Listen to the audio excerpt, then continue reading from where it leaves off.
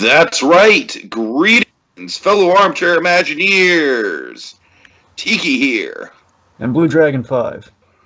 And it's time for thanks. Let's talk about Hanks. It's Hanksgiving 2020 with why we're thankful for Road to Perdition. Alright, that's right, Dragon. Another Hanksgiving. This year's been something, right? It's been something. It's been something else. It's been a ride.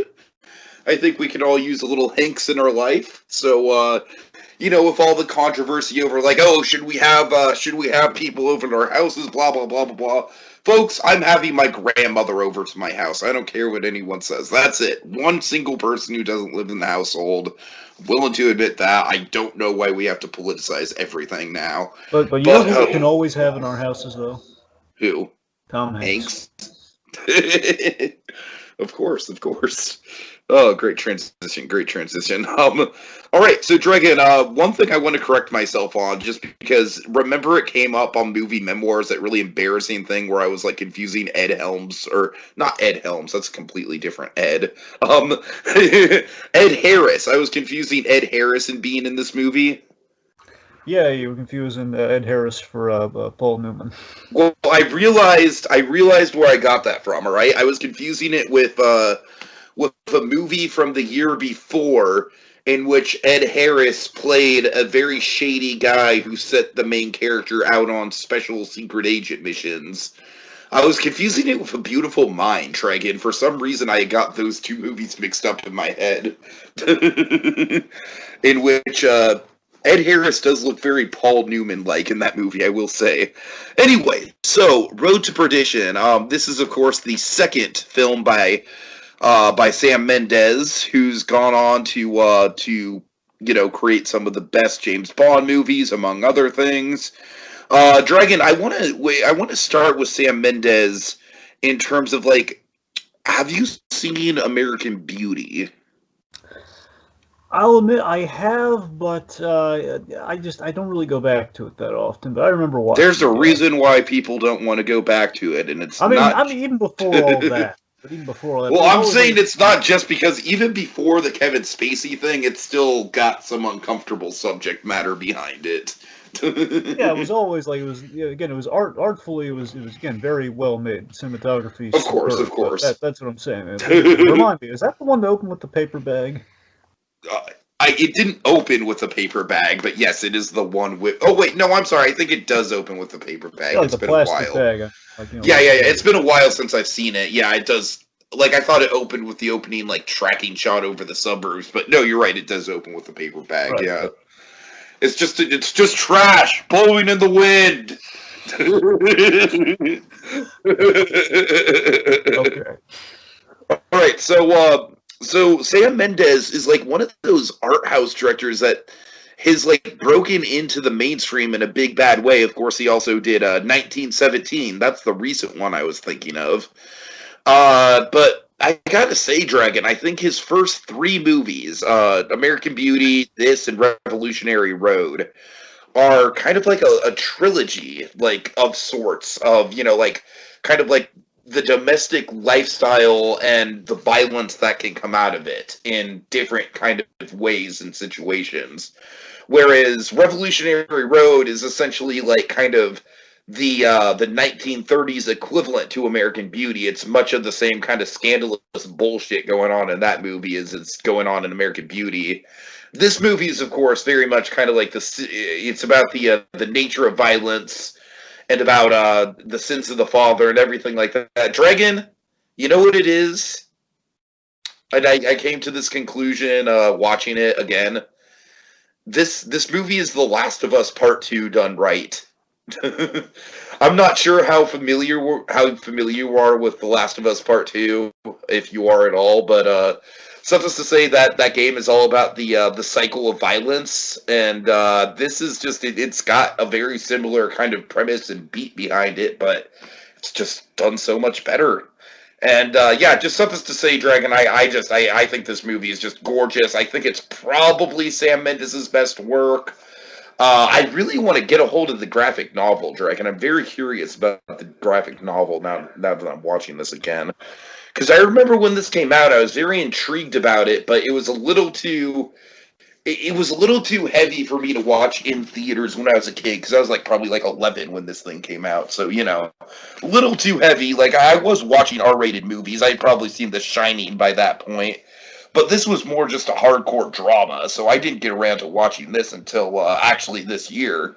Just kind of like passed under the radar. But yeah, I mean, it's a wonderful Hanks movie. It's a great Sam Mendes movie. It's a terrific period piece. It's got an excellent kind of three-scene performance from Jude Law that we'll get into.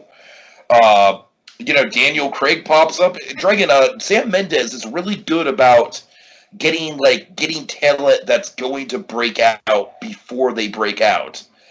Daniel Craig was one in this one, and then in his next movie, Revolutionary Road, he had Michael Shannon in his movie before Michael Shannon was a thing. Like, most people's first memories of Michael Shannon was from Revolutionary Road. It's been forever since I've watched Revolutionary Road, but I definitely want to go back and re-explore that one. That's also the Kate Winslet, Leonardo DiCaprio reunion post Titanic. Fun fact. Anyways, Dragon, go ahead. What is your? I'm like really rambling and all over the place here. What's your thesis? All right, so my thesis on this, of course, I truly believe this is Sam Mendes' masterpiece of a film. Truly, I think it's something to behold. It's an exceptional story about fathers and sons, as well as the cycle of violence. I mean, I remember I kind of came upon this film because my grandmother, she adores Paul Newman. And of course, obviously a shared love with Tom Hanks, and there's always like she kept telling me about this movie the two of them were in together, and she always hyped it up. And I finally kind of the movie just never came on demand, so I eventually just kind of bought it because it's it's right. Of course, now it's like on AMC Plus. I mean, that's a thing now. There's like an AMC Plus now. Oh dear God, is that where it's streaming? I just rented it off Amazon. That's what I'm saying. So the point being, like, I remember, I forget if it was early this year or the end of last year. I finally kind of buckled in. I got Road to Perdition, and my God, it was. I've been missing out, man. It lived up to the hype and then some. It was way. I mean, I already thought it was going to be good. This is exceptional. So that's the thing, Tiki. Not a lot of people talk about Road to Perdition. I think it's a travesty. I think it's a shame. Yeah, I really do. Because this thing, it feels like a treasure lost to time. It's not so much that it was like completely. It's more like it was forgotten in the shuffle. I'm not saying it was like completely passed over because I think the cinephiles know about this movie. Oh, absolutely. This feels like absolutely. It never hit mainstream the same way something like American Beauty did. That's what I'm saying. This feels like Film School 101. You should absolutely show this. I would say show this over American Beauty, personally, but that's just me. It's funny that you mentioned that, Dragon, because in the few film classes I've taken, American Beauty has been a favorite to show. That's what I'm saying. Because again, because they love it. Because of that bag shot, man. Because it's the perfect. No, it's not just the bag shot. It's not just the bag shot. I know, but again, the bag shot's a perfect teachable moment. Okay, again, you walk a line right now, guys. You can be pretentious or artful. Well, I think the bag shot very clear. Dragon, I used to really like American Beauty, but nah, I'm not going to stick up for it. No, I'm just knocking the bag shot a little bit. Dragon, it's clearly pretentious. That's what I'm saying. The bag shot, at least, I think borderline's on pretentious. I'm giving it a hard time. Borderline, man. I really disagree on it being borderline, but I don't want to dwell on that. Anyway, well, you hear my point. Anyway, so get back to this. So here's the thing I noticed rewatching the film is that this movie, it's very Albuquerque-verse-esque. Of course, just for those joining us, of course, Albuquerque-verse being Breaking Bad and Better Call Saul kind of universe, kind of the really kind of realistic New Mexico kind of crime world. And that's the thing. This movie feels so. And again, it's welcome on AMC Plus. I wish it was regular AMC, but AMC Plus, sure. So it's very Albuquerque-verse-esque in the simplicity and grounded world that it inhabits, yet the complexity of character. I mean, this is Mike Ehrmantraut's favorite movie in Better Call Saul, which takes place around 2002. So I'm sure if he saw a movie, it would be this movie, and he would love it. Sure. Especially the whole father-son tale of all. He'd go gaga for this thing. God. So that's the thing. This is a crime movie unlike the rest, much like, the Albuquerque-verse is kind of a crime drama unlike the rest. Again, the Godfather for the modern times, as it were, that sort of thing. So This is filmmaking. This is like Brad Bird level filmmaking. Filmmaking that uses every part of the buffalo. This is filmmaking you can get behind, right? I think what sticks out to me the most about this movie is the fact that it's actually a pretty complex story, but by the same token, it's very easy to follow, and the main characters are just very, very, very like almost iconic in how fully fleshed out and well realized they are on both sides. Sure. And speaking of which, I mean, of course, as to get to the Hanks of it all, I mean, Tom Hanks gives a stellar internalized performance, and also very notably, this is Paul Newman's last kind of live action film performance. I mean, basically, it's this and Cars. These are the last kind of Paul Newman performances. Outside of this, he did a few. He did like a TV. He had small roles in like TV movies, usually as like a narrator or something. It's kind of what he was doing towards the end. But yeah, this was the last like true Paul Newman performance on film. So this is really big, and this is quite the send off. I mean, this and even Cars as well. He gets like a double dose. Oh, Cars is a hell of a send off as well, and don't that's you what I'm tell saying. me that it's not. I was going to say both of those are excellent send offs for him. Again, him being kind of a co-starring role here, and then I will defend the living hell out of the original Cars, Dragon. You know this. I'm not knocking him, and he's phenomenal in Cars. Yeah. And anyway, I like the Doc Hudson scenes all the live long day. We got to refocus here. So that's the thing. So, point being, end of the thesis here is that it's a standout Tom Hanks film and a comic book film to boot, which a lot of people forget about. Mm-hmm. Dragon, have you ever had any experience with the comic? I haven't. I've seen panels. I've read snippets. I've seen like I think I read like I think I thumbed through it once, and I was impressed. But again, I can't say that I've read it because I know what some of the differences are from the book and the though. But it's basically they use the compositions, like all the rain compositions from the book, made it to this film, as you can probably tell. Right. Oh my God, that one rain scene, dude. For example, the poster, which doesn't quite happen in the movie per se. That's straight from the comic. Got it. Like father and son in the rain. Like basically, a lot of shots of father and son fleeing in the rain. That's kind of so basically, tonally and visually, it's very taken from the book. Anyway, so speaking of stuff, kind of about the history of this thing, let me get into a little bit of background, then we'll jump right into it. Okay, keep it simple. So in '98, Max Allan Collins, he writes a graphic novel for DC, by the way. It's a DC imprint. Mm-hmm. Like, they're not straight on DC, because, we don't quite know. Dragon, is it kind of in the same brand that, oh God, what was that movie that came out last year? The Kitchen. Is it kind of in the same style as that? That's what I thought, yeah. Pretty much. I mean, I assume it was. I believe The Kitchen was a Vertigo imprint, which means pretty much the same thing. It's like one of the other publishing companies that DC kind of owns or they're affiliated with, and then they kind of absorbed it, kind of like Disney's absorbed everything these days, being the idea. So one of their imprints put out this book and was very well received. Got some follow-ups. There are sequels to this in comic form, like brief sequels, but sequels nonetheless. And as you can probably kind of tell, and you probably felt while you're watching it, the inspiration for this, it's kind of a loving homage to Lone Wolf and Cub meets kind of a 30s crime drama. So that's pretty much the model for the story. Kind of the old samurai, kind of the Samurai Jack of it all.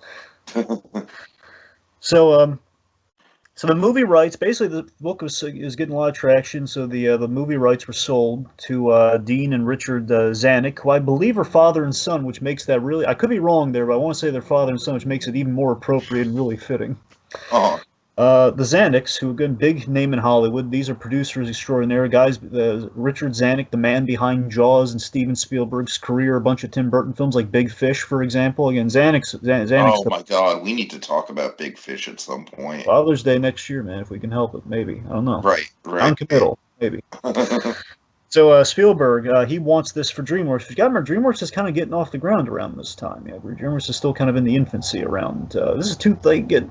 This is in '98. This is probably all going down to it being made in 2002. So maybe in like the 2000 space. It's interesting because from what I remember in that time period, DreamWorks was pretty much the they had the two divisions. They had the animation division, and then they had the division that I think was essentially trying to compete with Miramax in terms of delivering like really critically acclaimed kind of like Oscar bait style movies.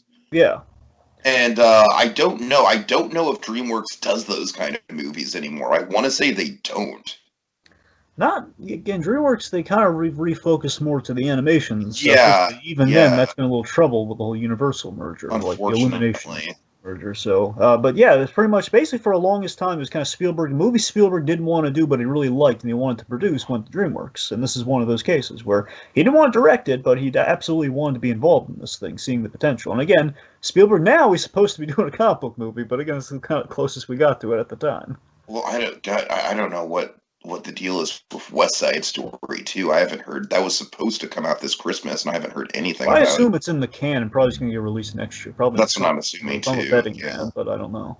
Fucking this year has been brutal towards movie musicals, man. Between In the Heights and West Side Story.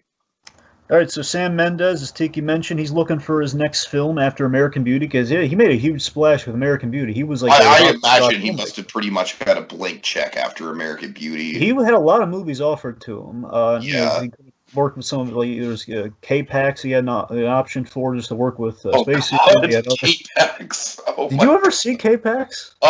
No, but I vividly remember the marketing. I have seen K-Pax. We don't have time to talk about it now. Maybe later. God.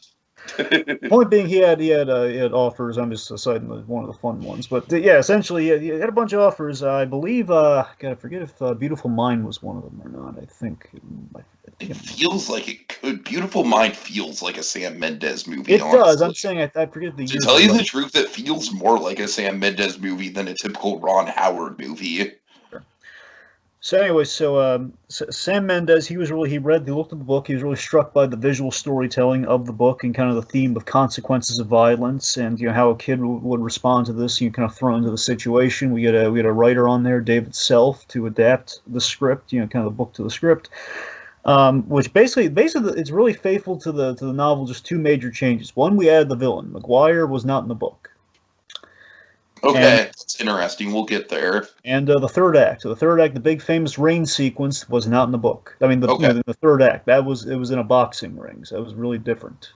Oh wow! They definitely made it more theatrical. All right, it's like a whole union story. So they kind of like a whole unionizing story, which they cut out very smartly. So anyway. Gotcha.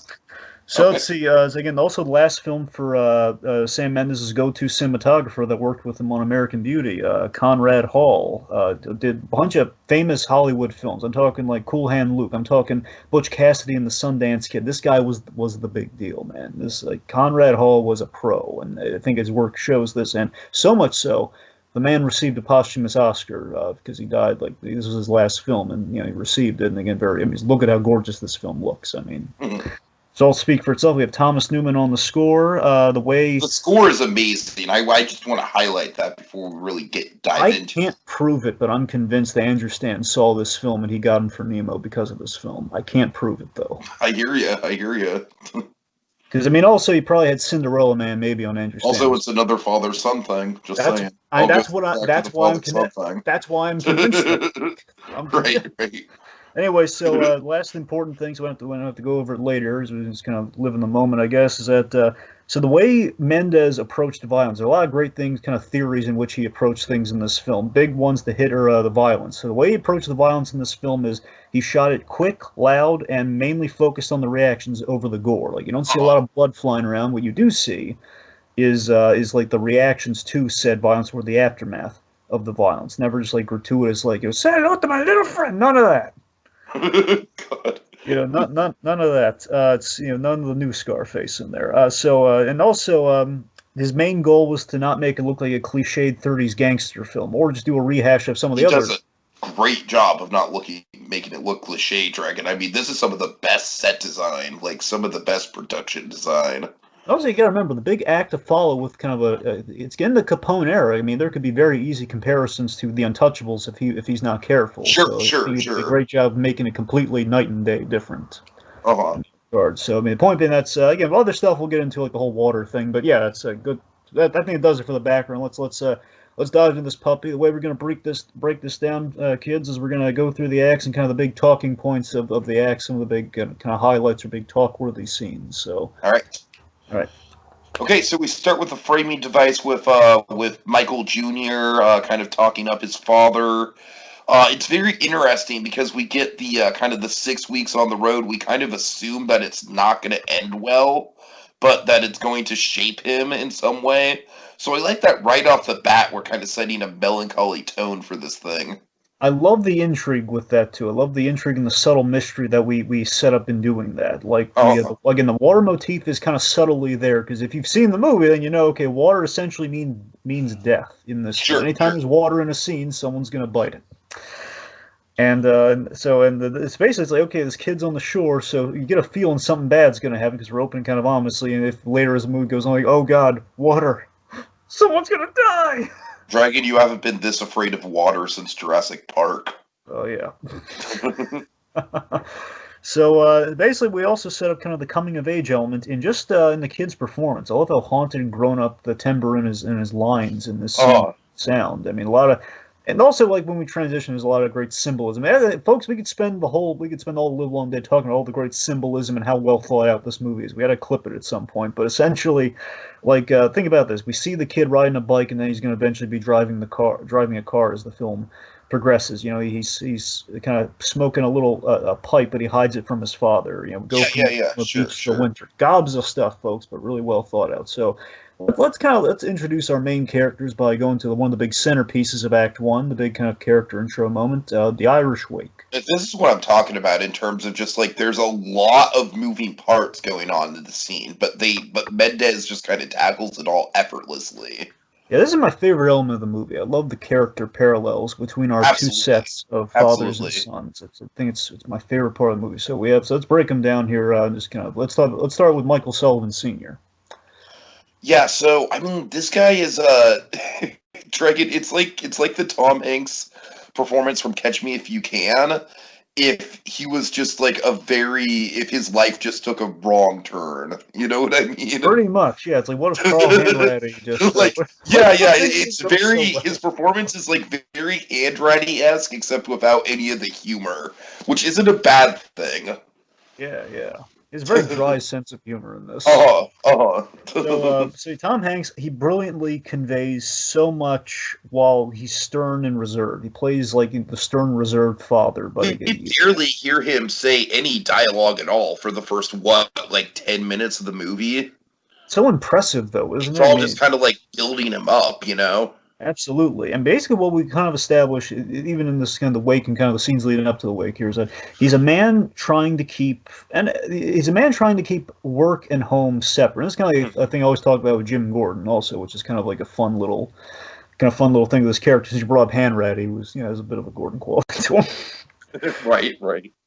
Anyway, but that's the thing. I love this character in that vein. Is that he's a man trying to keep work and home separate, and that's why he is so distant from his sons, to keep him distant from the violence, which is a really interesting idea. And I love that we put him in a wake, which is really hard for him because it's the mandatory crossover of the two roads that should never meet. Which is a big problem for him. The Irish kind of view things as a family matter when he wants to keep his family out of in the wake, is there's no excuse, you have to bring the kids to the wake. So again, the kids are surrounded by death in the literal sense and the figurative sense of the business. Sure. So speaking of the family, let's talk about Michael Jr. Yeah, like you said, we already set him up quite well where, of course, he's the older brother, so he's kind of got, like, a sense of, I feel like at the beginning, kind of like an inflated sense of, like, responsibility where, he's kind of like the tough one of the two brothers. Like you said, he's kind of going around, like, stealing cigars and doing the dice games and stuff. And I love how that kind of contrasted to what Sullivan does not want for his son. We see his son going down kind of this sketchy path at the very beginning, and Sullivan, he wants him to be as little like him as possible, and that's why he's so distant from him. Absolutely. So Tyler Hoechlin, he plays. This is the really remarkable thing. Completely forgot about this until I watched the movie. That Tyler Hoechlin plays Michael Sullivan Jr. and he is Superman on the Supergirl series. So it just makes sense. Tom Hanks' kid. What's funny is that I just had a really weird crossover myself in one of the sing-along things we covered. Really? One of the kids from one of the sing-along things we covered turned out to be Wade from Kim Possible. Oh, wow. It was trippy. It was trippy. Oh, it is trippy, man. Anyways. So, but yeah, it's really it's kind of only Tom Hanks would breed a Superman. It just makes sense. Like Right, a very right. wholesome all-Americana. It just makes sense. But that's the thing. So I love that the kid. Tom Hanks could totally be Jor-El. Just throwing it out there. I'm with you. Tom Hanks could be a lot of things if we really put our minds to it. But you know, except not necessarily a villain. This is probably one of the closest things. I know, right? Bad guy, honestly. That's the thing. I think there's like one movie where he actually plays a bad guy, but I haven't watched it. The Lady Killers. Wait, really? Yeah, the Lady Killers. He plays. Oh yeah, he absolutely plays a bad guy. It's called the Lady Killers, Dragon. Okay, fine. Okay, well, I heard that. I don't know if this movie called. That is easily, to me, the closest that he ever gets to playing a full blown villain. Okay, but that's the thing. Tom Hanks, he rarely ever does villains. It's a very once in a blue moon. So this is like close to that. But again, Lady Killers, and I guess maybe The Circle. I haven't seen that movie, but I hear he's really sinister framed. He's framed very sinisterly in that trailer. Right. The point being, you know what my memory of The Circle was, Dragon? What? I remember seeing Guardians of the Galaxy Volume 2 and The Circle came out the same weekend. And I was in line, I already had my tickets for Guardians Volume 2, and some poor saps didn't have tickets for Guardians 2, and it was sold out, and they were like, well, two tickets to The Circle, I guess. And I was like, oh, those poor suckers. Like, talking about having to settle, right? As much as I love Tom Hanks, if it's The Circle versus Guardians, man, right? That's a rough like one. That still sticks out to me, Dragon. Every time I see The Circle, I'm like, it's not Guardians Volume 2. Anyway, just to refocus here, yeah. So that's the thing. I love the kids are POV character to the adult world of the 30s with the small time mob that we're kind of introduced to at the wake here, and I love that he's very much of the era of being intimidated by his father. It's kind of like a sir relationship, yes sir, to your father, as we see in the film, and again we see he's the innocence of Michael Sullivan. Michael Sullivan probably in his past, Sullivan probably possessed as a kid before him heading down a path of choices for sure, as you said. But I think the big difference that we see in the opening is that he likes, he lives for the warmth and connection to his family. He chats with his brother. He's very doting towards, with the mother and everything. And again, he doesn't realize why his father's so distant, so he thinks it's like the father choosing things over him, and basically the ultimate lesson he's going to learn through the course of the film is there's a cost to family and the living that the Sullivan family has, which basically sands away at his poor father's soul. Mm-hmm. So speaking of who's doing the sanding there, let's talk about the Rooney clan. Let's talk about John Rooney. All right, so this character is just very fascinating in the sense that, he's technically an antagonist of the movie, but he really doesn't want any of the bad shit that goes down to happen. He's just reactionary towards it. Certainly. Paul Newman, he's a godsend to this movie, man. He's just so warm and grandfatherly. He's the surrogate father to Michael Sullivan. He's at the same time he's playing craps with Mike and Peter, with the kids.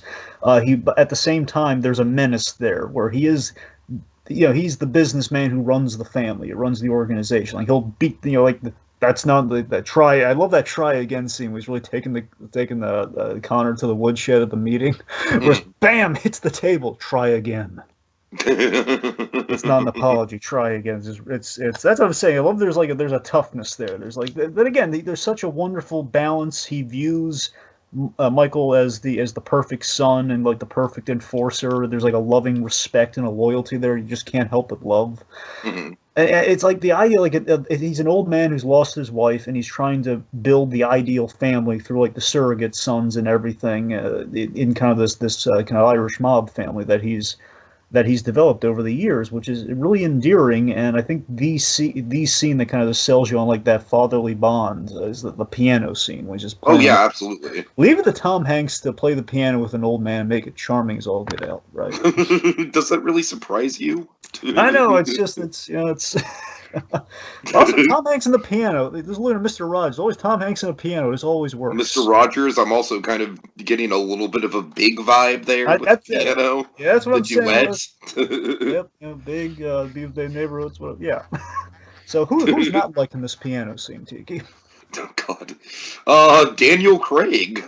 Yeah, Connor Rooney. This guy's got issues. Man, this just goes to show that Daniel Craig is just a hell of an actor. I mean, as if that wasn't obvious before. Right. I almost feel like James Bond was a disservice to how talented the dude really is.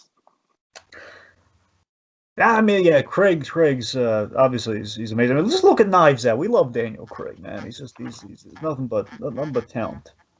Knives Out, Lucky Logan. Oh yeah. Or Logan Lucky. No, you're right. Lucky Logan. It's Logan Lucky. No, it's Logan Lucky. I know. Now you got me twisted. Yeah. I got you. I'm sorry. But yeah. So, but look at what he does here, and again, one of the early breakout roles, if not the first. I would say this might be the first. I think it's look into first. That. I don't. Anyway, so Daniel Craig, he's kind of plays. I love, in contrast to Michael Jr. He's like growing up too fast. Where Connor Rooney here, he's regressing. He's just this bratty, selfish child who's jealous of the golden boy surrogate son, Michael Sullivan, who again is absolutely everything that John wants in his son. Complete opposite to Junior. Basically, Connor's deal seems to be he's honoring the legacy and the business before he cares about the people in the family, before he cares about his father's wishes, which obviously leads to trouble. Trouble sure. With a capital T. And of course, his catchphrase is also effing hysterical. Why he's always smiling. Just. And I love the father and son dynamic there in terms. Oh Jesus, no, he was in movies like all through the 90s. Okay, well. But let's see. Road to Perdition, I would say, is like the first one where he really had a big breakout role. There you go, breakout. Still, yeah, breakout role. Unless you count Lara Croft Tomb Raider. Well, you're not helping us. All right. Anyways, God. Okay, so I love the contrast with Paul Newman. Really, he loves his son in spite of everything his son does. Whereas with Sullivan, Michael Jr. is like the best of us. You know what I mean? Yes. So it's like there's that big contrast there where it's like, all right, like we have the bad son, and then we have like kind of like the son that's almost too good for me. There's also a bit too, and it's a really great subtle bit where Connor and Junior do kind of share something in common, that they do kind of resent their family in a sense to the degree of to a degree where we saw a scene where Peter is kind of the favorite. At least he comes across as the favorite to the brother. Like, like Peter gets all the hugs at the table and everything. He's the sweet boy in his father's eyes. Where Michael, again, he's keeping his son at a distance because he doesn't want him to because he sees too much of himself in the boys. We learn, and again, Connor certainly, and Connor for obvious reasons. Again, he resents the adulated son that is Michael Sullivan, but also he's just kind of Junior here. He's kind of resenting his father a little bit for also what happens in the movie with kind of the whole what happens to the family. This is your fault. All your secrets and everything kind of brought this down. You ruined my status quo, man. What gives? Uh-huh. All right. So speaking of shakes and status quo, perhaps we should talk about kind of the inciting incident of the piece. Let's talk about the McGovern massacre. Yeah, so this is what I'm talking about, where it's a lot of moving pieces, Dragon. There's like what, like a couple murders that need to take place before the plot really gets going. Yeah. Like the film kind of like expertly paces itself out, where it's almost like it almost kind of feels more like a 2-act play than a 3-act film, if you know what I mean. I hear you there, but you're not wrong. Yeah, it does feel a little kind of Shape of Water too. Which I think is appropriate, though. I think that's appropriate because Sam Mendes originally wrote American Beauty as a play, and Mendes definitely had his roots in playwriting before he became a director. Yeah. That's the thing. I mean, either or. I mean, there's also like we return We return home for a spell. You could say that's an I'm accurate. not saying it's a bad thing, Dragon. I'm saying it helps give the film a more unique pacing to it. Sure. So, but yeah, so we have this really artful depiction of our inciting incidents. Not just the average, like, okay, this is what happens. Like, no, this is what happens, and it's like we're saying so much with it, with how we're depicting this here. Where Junior has a conversation with his brother. By the way, his brother, familiar face to us. It was Klaus from Series of Unfortunate Events, the movie. It's Liam Aiken. Oh, really? Okay. Yeah, a little fun fact. And also one of your favorites, Jennifer Jason Leigh as the mother. Yeah, Jennifer Jason Leigh's fine. I'm not like a super fan of her by any means, but I like Well, I'm her. just saying you really liked her in Hateful Eight. Okay. Well, No, you're right. She's good in Hateful Eight. You're right, but no, I'm not saying she's not one of my like top 5 actresses or anything. But she's good. She's good. The minute I said favorite, I was like, wait, is it a favorite or I just kind of I just went. I lived off. I'm not trying to say I dislike Jennifer Jason Leigh. She's very good. I'm just saying she's not one of my like go-tos. Like, oh my god, Jennifer Jason Leigh's in that movie. I have to see it. That's fine. Anyway, so the point being, after a little conversation with his brother about what his dad do, he tags along as Sullivan and Connor go to talk with Finn McGovern after he had like a drunken threat towards the business, and he kind of threatens to bring the business down, and might be an idle threat, and might not be. And the point being that they're told explicitly, just talk him down. Just talk. Don't do anything. Just because Paul Newman wonderfully, he's not a violent guy. He's like, again, the man's ailing. He lost some, I believe, a brother, if I'm not mistaken. He's ailing. So we have a very video game-esque POV sequence, and I love the framing of this. I love how Junior. This is again kind of something that's also reminding me a lot of The Last of Us, Dragon. I'm not going to bring that up too much, but it is very video game-esque in the framing, isn't it? Sure, absolutely. Also, I love not. It's pretty similar to how the inciting incident goes down in The Last of Us Part 2 with the point of view and everything. Well, I think we know where The Last of Us got some things. I honestly wouldn't be surprised. So that's the thing. I love that. I just love the atmosphere of this thing. It's raining out, which of course is dangerous in this movie. Anytime there's rain or water, run. But in addition to that, I love like how cool like the kid. It's like feels like the touchstones of child. You're crouching like a little space, like he's hiding like a little part of the car. He's kind of watching something from a distance. I don't know. It's really nicely composed. Feels really atmosphere is fantastic. So. He's literally in his father's shoes in the framing because we're between Michael Sullivan's legs as Michael Sullivan Jr. is kind of getting a front row seat to the horror that's about to ensue. And like kind of like on the nose symbolism like that, and on the nose in a good way, like the blood on the hands, the shooting the messenger, stuff like that. You know what I mean? Yeah, but he builds up so much credibility with the stuff like this, It's these little subtle things that are kind of registering for you, and that we can go a little on the nose without drifting into the paper bag pretentious, the plastic bag pretentiousness. Oh no, there's nothing in this movie that comes close to the plastic bag, Dragon. Sure. Nothing.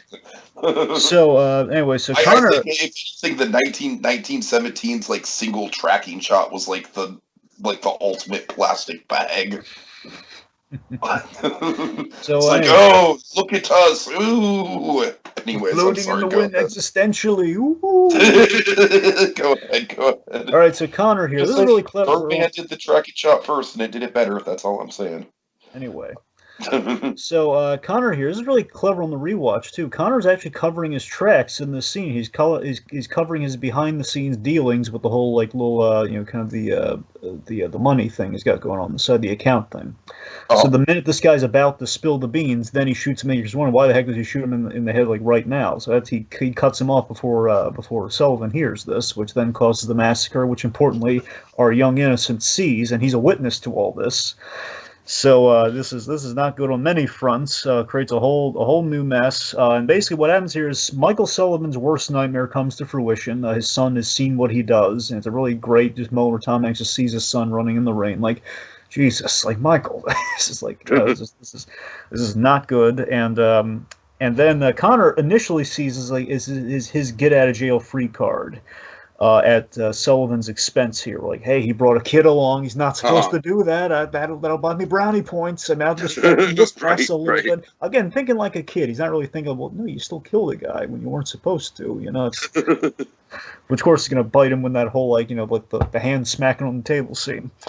So the aftermath of all this, basically we have this device in the movie where Michael Jr. keeps reading this Lone Ranger comic, which it's more of a nod to the. I don't think the Lone Ranger book necessarily is in the comic, but again, I can't say that Fun definitively. I haven't fact, read the it. Lone Ranger book didn't even come out until the 50s, and the Lone Ranger himself didn't come out until 2 years after this movie was set.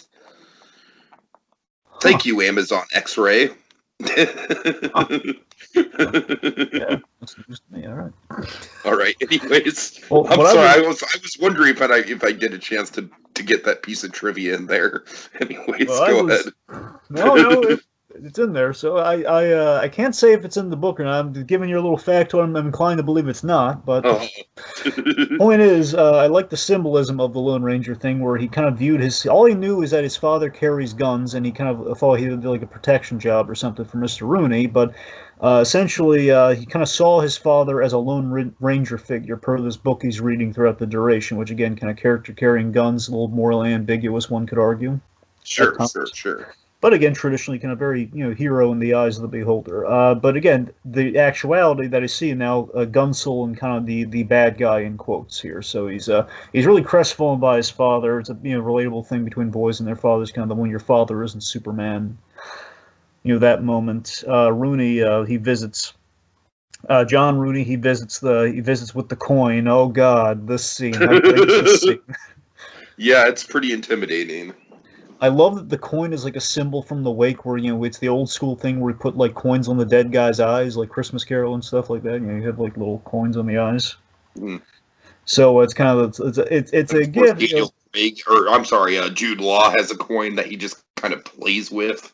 Mm-hmm. Yep. The coin being kind of like a razor wire, of like it's kind of like threat versus charm. Here where where he says, a man of honor always pays his debts and keeps his word, which obviously frames the whole thing for Michael Sullivan, where he's going about the whole, he's going to keep his word and that bringing down the organization later. So a little bit of that there. But here's the thing: I love that ultimately. On the rewatch, Rooney is not really threatening him here. I didn't feel. Do you feel like he's not really threatening because he's in the scene that kind of happens next? He says, "Sons are put on this earth to trouble their fathers," and he's really understanding towards I feel like, especially in the conversation that he has with Hanks a little later on, with where he's checking in on the son, like, well, it was bound to happen eventually, if not now. Like, honestly, like, given his history with Hanks. And the fact that I'm assuming Hank saw violence from a young age. This is what I'm talking about, Drag, where the film doesn't really spell out this stuff. It kind of like lets you kind of put the pieces together. I love that.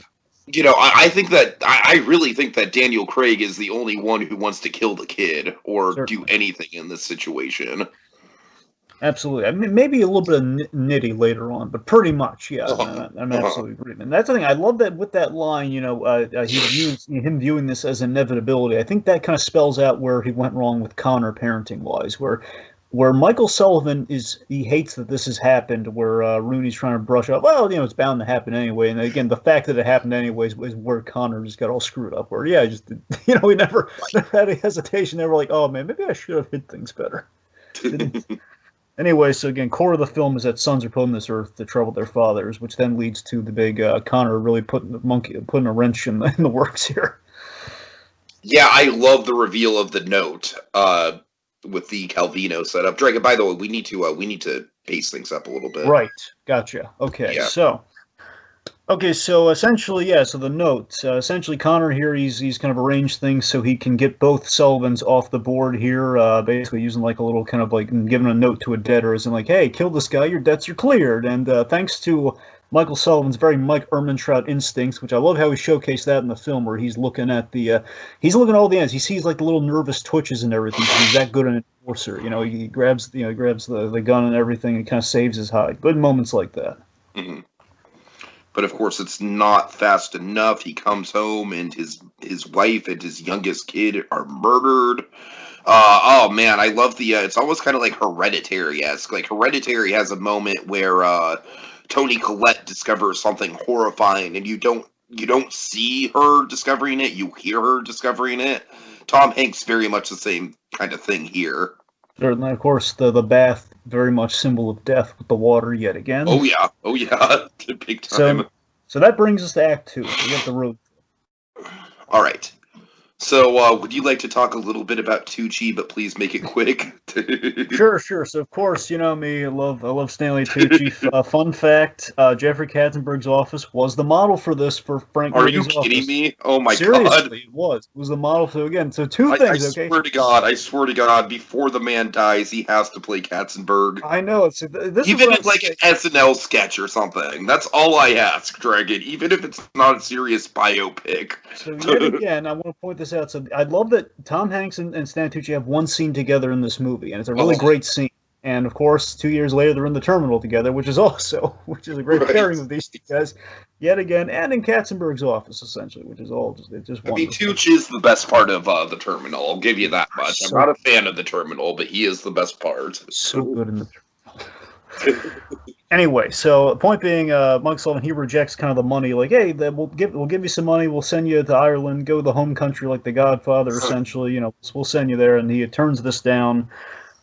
Basically, with Tucci's role in this film is really great here. He's Capone's underling, so he's gone to the Italian side of the mob deal in Chicago. I love how Capone exists as almost kind of like a mythical figure in this movie. They actually cast somebody for Capone, but they changed their minds on because they shot scenes Smart move. For exactly the reason you're talking about, because making him the mythic, Capone's name elicits so many fears and recognition. You don't need him. Yeah. So essentially, that's the thing where basically he points out Needy's whole role here is to say, look, as much as we love you as an asset working for our side of the family in exchange for Connor, we need him for business purposes. We can't blow up our business for you. And he urges him, you won't survive this path alone, especially with a little boy, which foreshadows the challenge that Sullivan's going to have to contend with. He's going to need to work with his son instead of just treat his son like luggage. And I love that Rooney's in the next room during all this. And basically, we set up again. You walk, basically he's opening the door for revenge. Essentially, if you go through that door, there's no going back. There's no protection. The protection's gone if you try getting revenge on us. So Tucci's very pivotal scene here is spelling it all out for our guy here. So that leads to Tucci knowing that he's going to have to call in a professional for the job, which leads to McGuire. All right, this guy, Jude Law. I mean, I can totally see how he's not a part of the graphic novel, because he is by far the most cinematic part of this movie, easily. I mean, I love how little screen time he has, Dragon. I savor every bit of screen time we get with him. I mean, he is just the consummate, it's funny, because I was kind of almost going to make a comparison where, Michael Sullivan is almost kind of in the Dexter / Barry mold of, serial killers / hitmen who are hiding their identities from their families. Whereas Jude Law is the fucking, he's the Victor Zsasz of this universe. You know what I mean? He does not give a comparison shit. I think you're going to like. Okay. It's Mike Ehrmantraut going up against Lalo. Right. Yeah, absolutely. No, but I hear you though. It's very much they're kind of equals, but definitely one's a little bit like Crazy Bullseye from the comics. He loves what he does. He's not just a hitman. Sure. He's not an all business hitman. He's a crazy kind of hitman. Where this guy he's a photographer who I love that he hides in plain sight. He goes to the crime scenes where he's probably killed those people beforehand. And he's surrounded by cops, so he can get away. He suffocates a man under the noise of a train, which is great. And again, we learn that Nitty's probably commissioned the death of the kid, despite Rooney saying no, which is draws the little frowny face. Sure. So all of this, the big scene that McGuire has in Act 2 is the diner scene. Talk about the diner scene, Tiki. Oh, the diner scene is probably my favorite scene in the whole movie. I love the tension. I love the dialogue. I love the payoff where, we see him, after Hanks gets up to go to the bathroom, we see him kind of watching the cop, he goes out of the restaurant, he comes back to give the tip, and then we see the car drive off. It's such a great setup. I love that the cop is the ticking clock, and this feels Oh, very absolutely, Albuquerque versus. absolutely. Like, when the cop leaves, when he pays his check and he gets out of there, I mean, he could kill him in the diner for all we know. He could. And Tom Hanks is sweating on cue. How amazing is that? He's sweating on Right, cue. right. It's astonishing. They're having like the pleasant coded conversation, like he's pulling the camera out like it's a gun and like machine parts. Oh, it's actually a good cover, and he swaps the knife so he can puncture it. It's a great scene. All right, so then we have a wonderful montage, father and son bonding, because basically after this diner scene, we had the blow up between father and son. They kind of like, this is my fault. No, it's not your fault, but we gotta work together here, basically to solve our problem here, which leads to some really unconventional but lovely father son bonding in Crisis. Mm-hmm.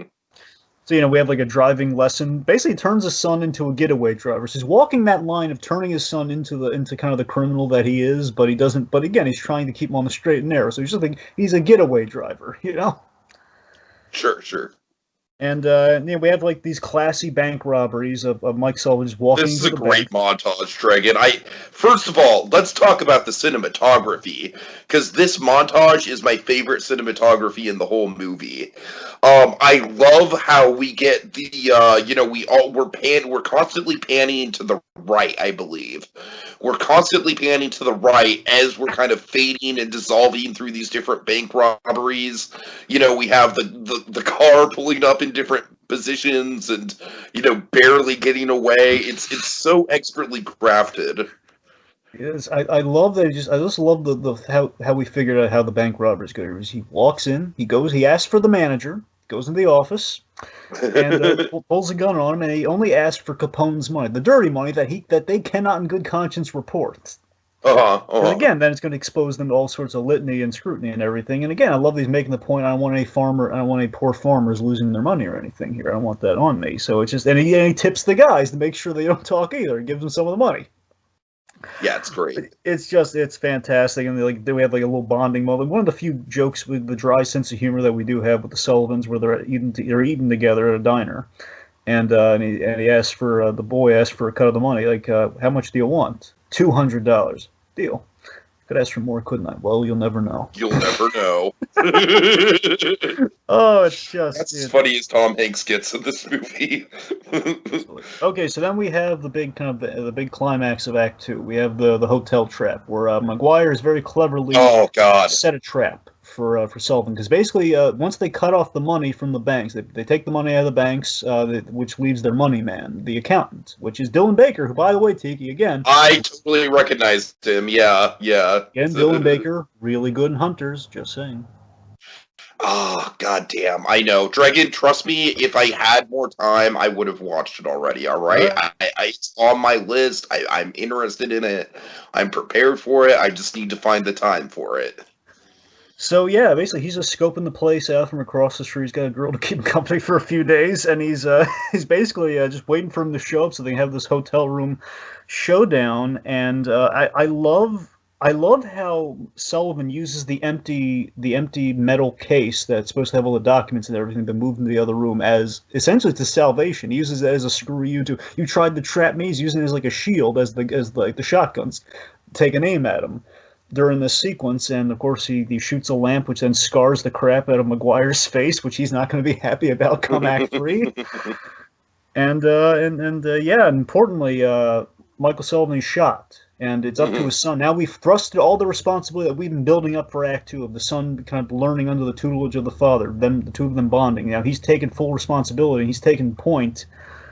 He's taken point in kind of saving his father's bacon here, which brings us to Act 3. All right, so we have the recovery on the farm. A pretty decent setup for the end of the movie. I don't necessarily think it's the best element of the movie, but we set up that the old farming couple is willing to help. They're very kind of like salt earth people. The part of that I do like is the implication at the end of the movie where it's like, most people think I just grew up on a farm, and in a way I did, but I lived a whole life before. I like that thematically. I just think for something as pivotal as the very end of the movie, it's a little bit awkwardly paced that it comes right at the beginning of Act 3. But that's the biggest nitpick I can give this movie, Dragon, honestly. Sure. All right. So Sullivan here, he's basically in his recovery, he's given some perspective on the kind of father that he's been in this really kind of no holds bar. Really, again, the acting on Tom Hanks, just in the reaction to this conversation, are just gold. Where he's having this talk with Junior, where he's showing warmth to his ailing father, like feeding him soup and everything, and doing all that sort of stuff. And they just have this conversation, really casual conversation. What was your favorite subject in school? Like, I liked Bible study, I liked the stories, and what about Peter? Peter was good at math, and you see the tears in Tom Hanks' eyes, where like the begotten son, where he's not good at math, but his son was. The son is not around anymore, and he's point blank asked, "Did you like Peter more than me? You were always different with me." So it's like, no, you're more like me, and I didn't want that for you. So he's just kind of realizing, oh my God, maybe I hadn't been the best father, and he didn't intend to be. Which is such a raw scene. It's such a raw yet reserved scene. I love it. Yeah, it's great. It's great. So we have the big confrontation here with the Rooney. So we go basically.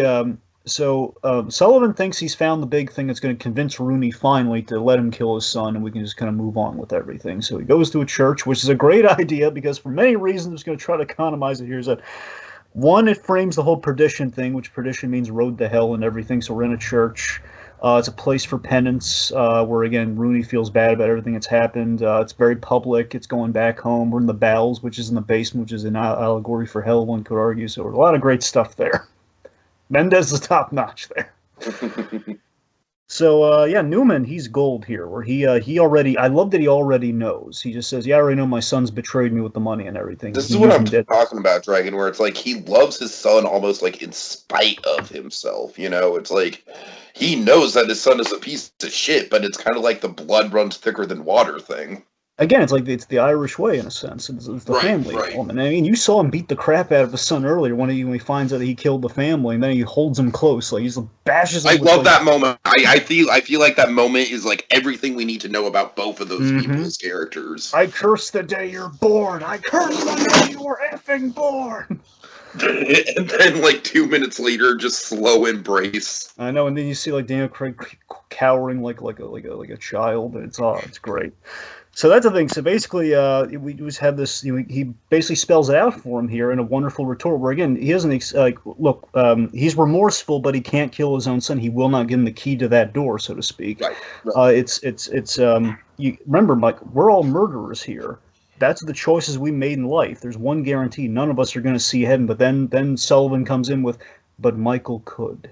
That's the crux of the movie, right there. The moral stakes of Michael Sullivan ending the cycle of violence. But he give up, but he can't give up the revenge in his heart, though. That's the conflict.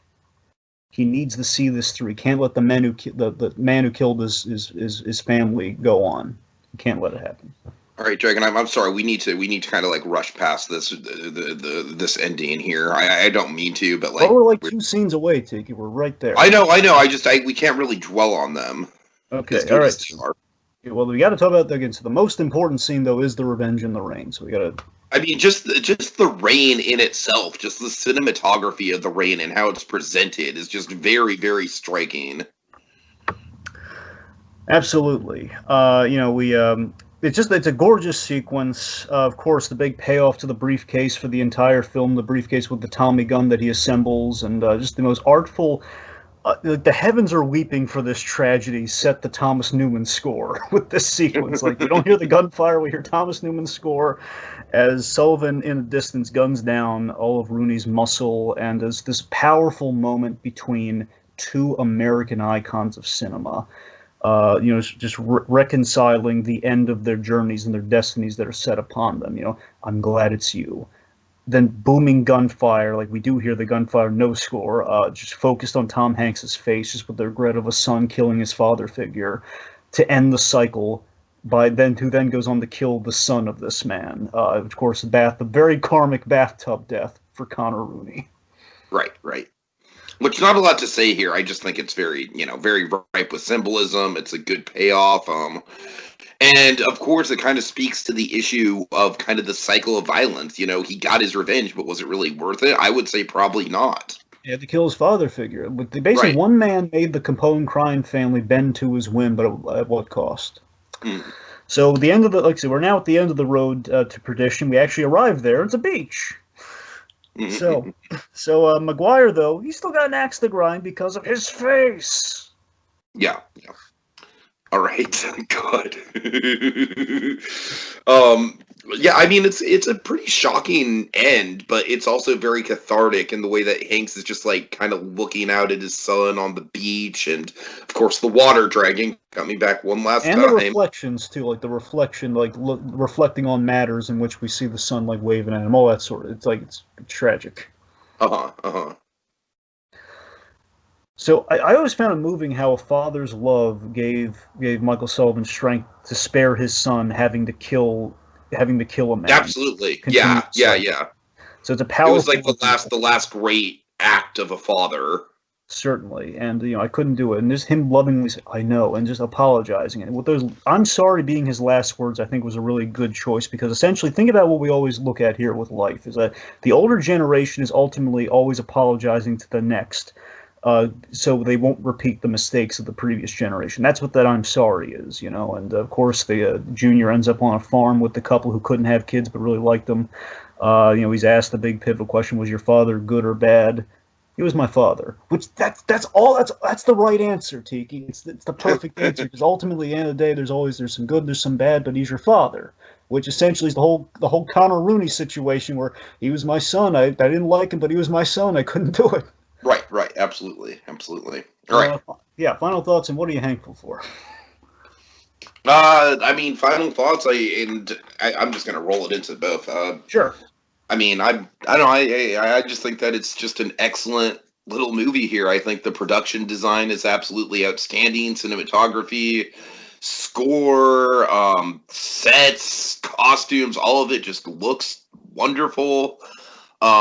Dragon, again, I hate to keep bringing it up, but I really am curious to revisit Revolutionary Road after this one. But yeah, I'm just, I feel like we kind of hit the, I'm just worried about the time here, Dragon. So let's get things going. Right. So this is the way films should be made.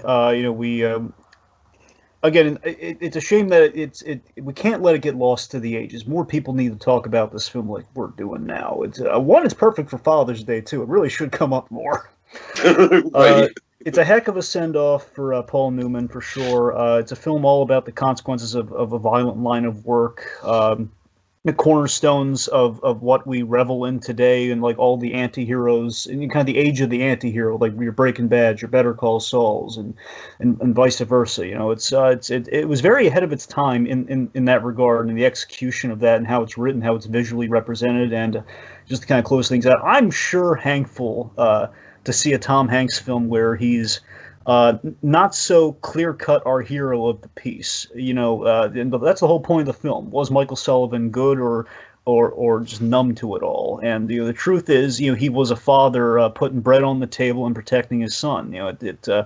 We took America's movie dad, and we gave it some grit and some moral ambiguity, and more importantly, I think we're all thankful that Tom Hanks is still with us after the harrowing stuff that 2020 has thrown at him. So also, let's be thankful for that. Exactly, absolutely. Yeah. All right, well, that is it for this thankful, Hanksful installment. Till next year with another helpful helping of Hanksgiving. Hanksgiving. Hang on, RC.